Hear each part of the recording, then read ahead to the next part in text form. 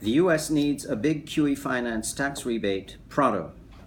Hello, my name is Edward Sonino. The economic recovery has been dwindling in the United States due to sluggish consumer demand, itself due to sluggish personal income growth.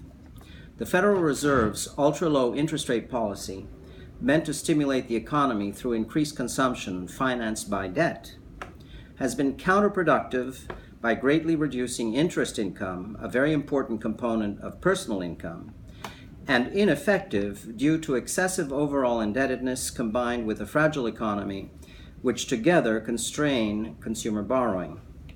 It's urgent that the Fed, the President, and Congress finally understand that the only solution for increasing consumer demand is to increase personal income. How? Through a QE finance tax rebate of around $2,000 per taxpayer, putting money directly in consumers' pockets. If that amount proves insufficient to rapidly generate a strong economy and substantially reduce the real unemployment rate, currently around 9%, then the Fed, together with the President and leaders of Congress, could determine the amount of a second QE finance tax rebate 6 or 12 months later. The Fed has already done over $3 trillion of QE over recent years to finance the budget deficits and help the banks.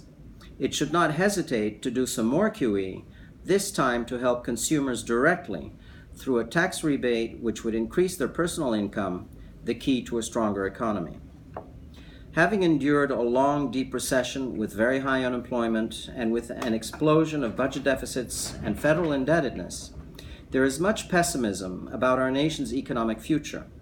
Indeed, we have endured 2 deep recessions since the year 2000, and the government's total debt of $18 trillion has reached what many believe are dangerous levels, having reached almost 100% of our annual gross domestic product. Meanwhile, real unemployment, which includes part-time workers seeking full-time jobs, and discouraged workers no longer actively seeking employment, remains high at around 9% since the economic recovery has been weak. There is widespread discontent with the fear that high real unemployment will persist and that low and middle incomes will continue to stagnate. The living standards of many Americans have declined substantially, and the worry is that they may never rise again. For many, the American dream has been shattered. What's depressing is that our political leaders and the entire economics profession have shown they don't have any solutions.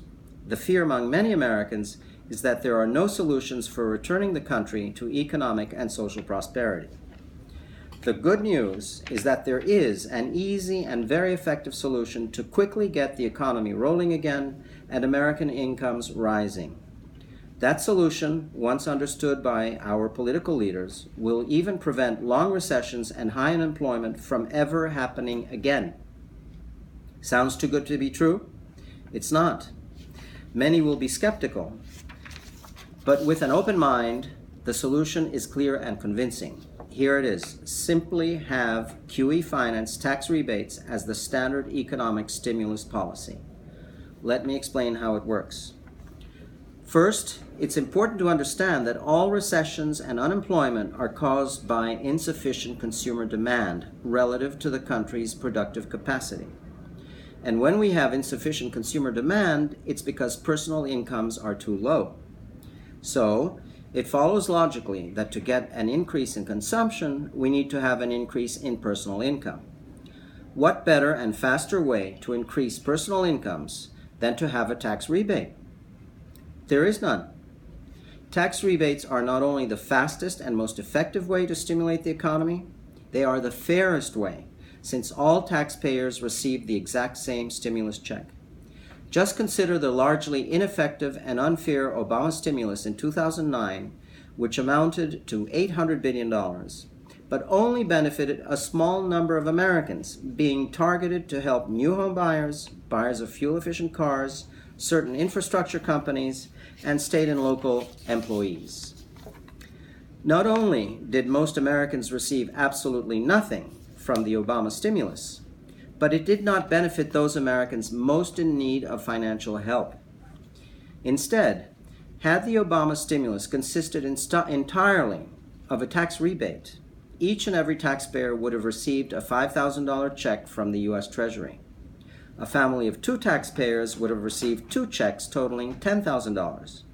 That would have immediately jump-started the economy by increasing personal income and consumption, and it would have stopped the housing and banking crisis in its tracks, as families in financial difficulty would have suddenly had the means to keep current on their mortgages. Isn't that clear and convincing? Furthermore, by having tax rebates paid directly by the Federal Reserve or financed by the Fed through QE, there would be no increase in federal debt, since QE financing consists of printed money by the Fed. Many will object that printing money is inflationary, but that is not necessarily true. In fact, we have had over $3 trillion of QE by the Fed over the past few years as it printed money to purchase newly issued Treasury bonds to finance the budget deficits. Yet, inflation has remained at historic lows. How is that possible? Simply because the amount of new money printed by the Fed was not excessive. That is, it did not cause excess aggregate demand, the situation of too much money chasing too few goods. Today, we would need a QE-financed tax rebate of $2,000 to $3,000 to get the economy rolling again and real unemployment back down to low levels, all without inflation. Last but not least, it's important to understand that Treasury bonds purchased by the Fed through QE and held to maturity expire at no interest or capital cost to the U.S. Treasury. In fact, all Treasury bonds held by the Fed, which today total over $4 trillion, are not real debt, only virtual debt, posing absolutely no burden to the government or the American taxpayers. How is that? The Fed is a government agency, and as such, it annually returns to the U.S. Treasury all the interest it receives on its Treasury bond holdings, and whenever some of its Treasury bond holdings mature, the Fed returns the capital repayment to the Treasury. So, we need our political leaders to understand that QE-financed tax rebates should be the standard economic stimulus tool. How would that work? Whenever the real unemployment rate rises above 5%, the Fed, together with the President and leaders of Congress, would get together and determine how much of a rebate is required to quickly get back to full employment. Just imagine, with QE-financed tax rebates as the standard economic stimulus policy, we would never again have long recessions and high unemployment, and low and middle income Americans would never again suffer from long periods of wage stagnation. Economic prosperity would be sustained. It's up to Americans to make their political leaders see the light. So spread the word.